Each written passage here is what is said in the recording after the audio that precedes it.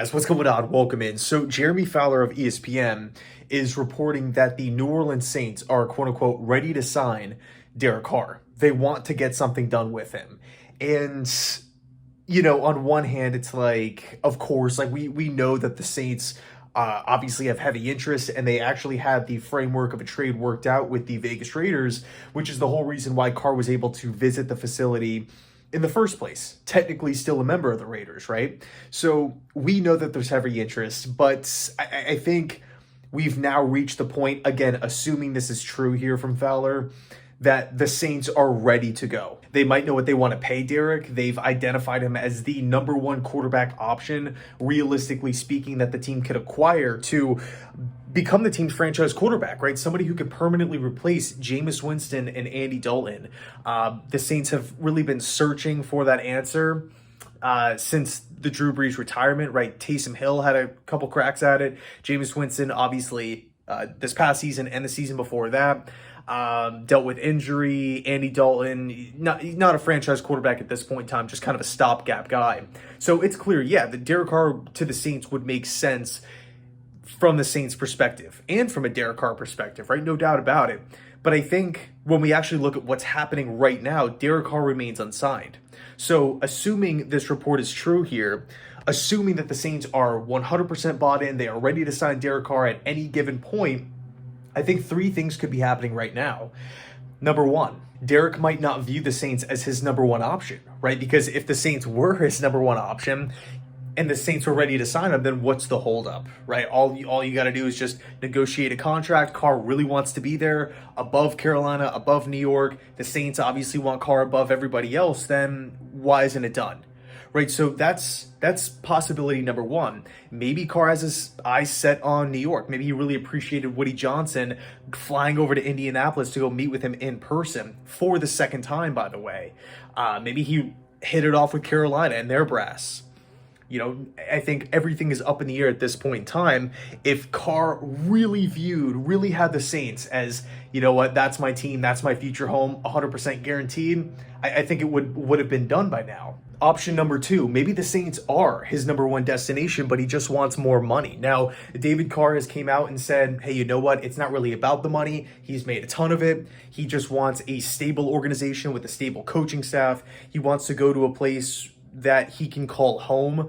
Not that he doesn't want to land basically in a dysfunctional spot. He doesn't want to be in a dysfunctional situation where he could be like looking over his shoulder. He wants to have freedom at the line of scrimmage, but in the end, it's not really about the money.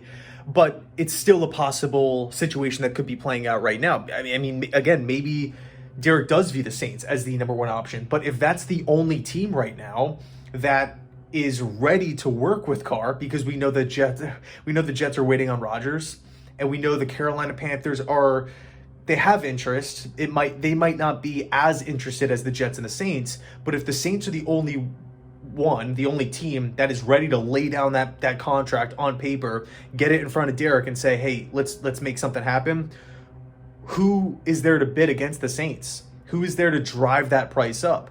Derek, if this is the case here, the only thing that could happen is for Derek to wait and see what happens with Aaron Rodgers. Now all of a sudden, whatever, he retires, he sticks with the Packers, and the Jets are saying, we got to land Derek. Here's a better offer. Here's more money. And now Derek can take that contract back to the Saints and see if they'll match it. I mean, that's literally the Kirk Cousins situation, right? That's what happened back in 2018. Cousins was literally, the NFL had a video on it. The NFL YouTube channel did a mini documentary on it where they followed Kirk Cousins in the first couple of weeks of free agency, and he's literally like publicly saying, on camera, like, oh, we're trying to get the Jets to offer more money so we can like bring it back to Minnesota so they can bump up their guaranteed. It's like that could, as much as I don't think Derek Carr is in that situation or would be the type of guy to do that, it's still a situation nonetheless. Again, assuming that what Fowler is saying is correct here. And then possibility number three, and this is personally what I think is playing out here, but since Derek Carr is in his 30s, since he's never been a free agent before, since he's not going to be signing a 1 or 2 year deal, and he's going to be looking at his next team as like his future home for years on end, To me, I think he just wants to get every single detail out on the table. Whether it's contracts, whether it's situation, whether it's coaching staff, personnel, guys around you, the defense, everything out on the table, really analyze it, really go over everything, and take his time with his decision. Maybe the Saints are his number one option, but he's just like, you know what? I love the Saints. I love their ownership. I love the situation. I love the coaching staff. I love the system. I love everything that they've said to me, including the contract offer. But you know what? I have to do my due diligence here and see what the Carolina Panthers have to offer as well. I have to see what the Jets have to offer, right? And I think, I mean, we hear the term all the time. I forget the exact phrase or how it goes, but what is it? Paralysis by over-analysis or something like that. Like maybe Carr we haven't heard anything because he's just taking his time. He just doesn't want to overlook something. He doesn't want to jump the gun. He doesn't want to be in a position where, you know, he's so quick to sign and maybe he misses out on another opportunity or more money or whatever it is elsewhere. So to me, 3 possibilities if this report is 100% accurate and the Saints are ready to bring Carr in and sign him to a deal any day now, literally any minute now, if what Fowler is saying is correct. So anyway, let me know your thoughts down below in the comment section. Where do you think Derek Carr is going to end up?